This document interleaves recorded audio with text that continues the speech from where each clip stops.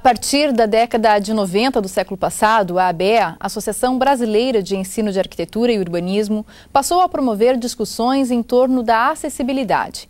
Foi a partir daí também que começaram as discussões sobre a formação de profissionais capacitados para atender às necessidades das pessoas com deficiência ou com mobilidade reduzida e comprometida.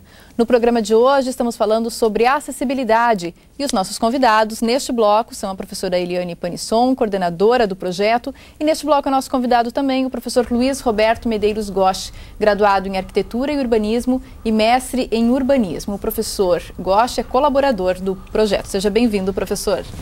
Professora Eliane, a gente estava falando no primeiro bloco do programa, que teve a participação da Camila, uma das estudantes, né, estagiárias desse projeto, na questão de que a partir desse diagnóstico que vocês estão fazendo, que deve ficar concluído até o final do ano, vocês vão traçar diretrizes. E essas diretrizes elas vão ser traçadas a partir de etapas, que seria baixa, média e alta complexidade. O que seria isso? Explica melhor para a gente. É possível trabalhar já inicialmente, tornando o campus da UPF mais acessível? Sim. Vou dar um exemplo bem simples. Por exemplo, para o deslocamento de um cadeirante. Se nós precisarmos transpor de um pavimento para o outro, a inserção de um elevador gera uma demanda de trabalho muito maior do que a inserção de uma rampa, por exemplo, do nível do pavimento da rua para o pavimento do passeio. E os dois são problemas que tratam da possibilidade do cadeirante se deslocar com facilidade.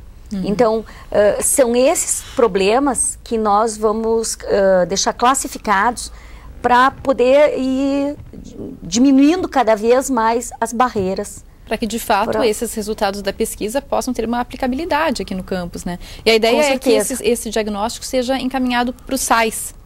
Essa que é a ideia? Pretendemos, já no início do próximo ano, encaminhar esses dados para os SAIs e para que o SAIs gerencie, junto com o setor de projetos da Universidade de Passo Fundo, a adequação dos espaços do Campus 1 para a acessibilidade. O SAIs, porque é o Serviço de Apoio ao Estudante com Necessidades Especiais aqui da Universidade, né, professora?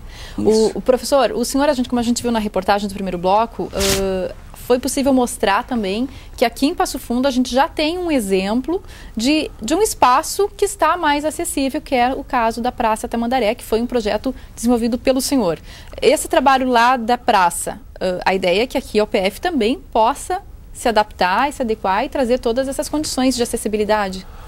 Sim, na verdade o projeto da Praça Tamandaré é um projeto bem antigo e ele foi desenvolvido por uma equipe de trabalho, né, com várias pessoas que participaram, e acho que tem mais de 4 anos já desde o início, né, para ver como é demorado, demanda, né, isso demorado. mesmo. Mexer no espaço público sempre é demorado porque sempre depende de verbas, né? Então foi uma parceria entre a prefeitura, os amigos da Praça Tamandaré, a associação, e o NADUC, né, o nosso núcleo de arquitetura.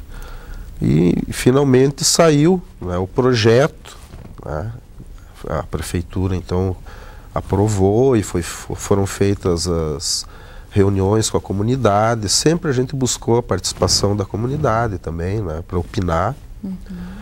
E depois o projeto ficou um tempo, né, porque não tinha verbas, então alguma coisa se buscou, outras coisas a própria associação de moradores também batalhou, mas finalmente saiu a pavimentação externa, né, que a gente então ali faz uma certa adequação dentro do que foi possível, até por questões financeiras, né, ao portador de necessidades especiais. O que se espera que ele sirva de modelo, né, que poderia ser estendido pelo menos a parte central da cidade, que promovesse uma maior mobilidade então para as pessoas que necessitam. E veja, quando a gente fala em portador de necessidades especiais, a gente imagina, né, o cadeirante, o deficiente visual, mas até uma mãe grávida com um carrinho de bebê, naquele momento, está com o pé quebrado, né, o deslocamento é facilitado. Uma pessoa mais idosa, né, que tem dificuldades, então um meio-fio muito alto, a falta da rampa. Então isso aí tudo contribui, né, para que as pessoas vão se dando conta dessa necessidade. Mas, professor, me parece que tem uma questão aqui que a gente, andando pelo centro de Passo Fundo, não só de Passo Fundo, mas de todas as cidades do Brasil, e como a professora estava falando também anteriormente, até do exterior, a gente observa, sim, rampas de acesso, a gente observa esse piso especial, né, esse pavimento especial para os cegos. O que é necessário fazer, então, ainda para garantir a acessibilidade? Essas rampas, elas não estão adequadas. Em certas situações, na verdade, são inexistentes até. Né? A gente, às vezes, em situações aqui da área central, até você tem, às vezes, rampa em um lado da rua, não tem no outro. Né? Ou ela tem uma inclinação que não é adequada. Então, a nossa área central precisa passar por um processo de adequação a isso que o próprio Estatuto da Cidade já vem cobrando, de certa forma, né, que as cidades se adequem à norma para que possa beneficiar, então, as pessoas que necessitam se deslocar, né, nessas áreas.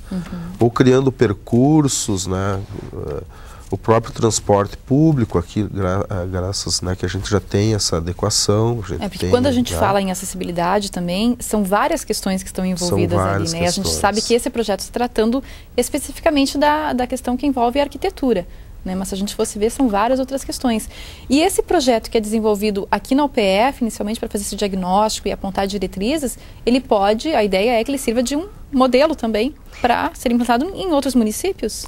A ideia é que ele sirva como uma metodologia de levantamento de dados, de diagnóstico, para ser implantado em outros municípios.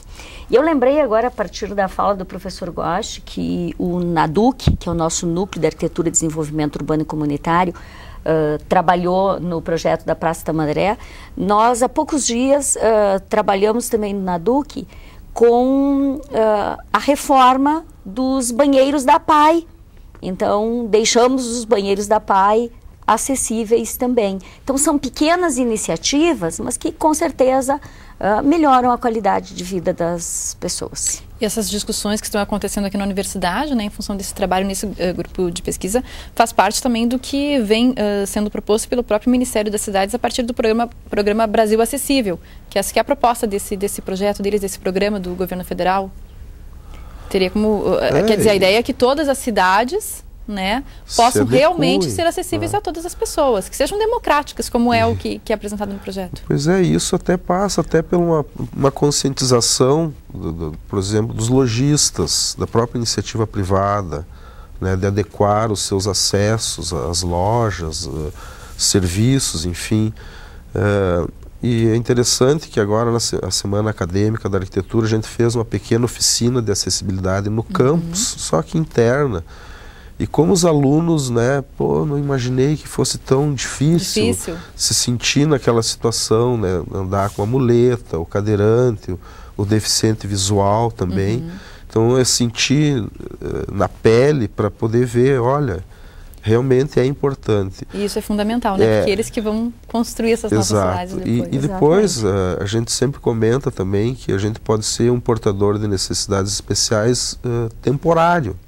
No momento que você machuca um pé, uma perna, né? Então a gente não pode achar assim, eu nunca vou, sabe, precisar disso aí. Não. Daqui a pouco você pode estar precisando de uma rampa adequada, um corrimão na altura correta, um balcão de algum estabelecimento também. Então é importante que os alunos passem a se conscientizar dessas coisas, né? Está certo, então. A gente chegou ao fim do programa. Professor Gosch, muito obrigada pela sua participação. Professora Eliane, também muito obrigada pela sua participação nesses 2 blocos do programa e parabéns pelo trabalho. Obrigada, nós que agradecemos. O Universidade Aberta desta noite termina aqui. Apresentamos para você pesquisa desenvolvida na Faculdade de Engenharia e Arquitetura da UPF, que trata do diagnóstico e diretrizes para a acessibilidade no campus 1 da UPF. Na próxima semana falamos sobre outra pesquisa desenvolvida por professores e estudantes da universidade. Até lá!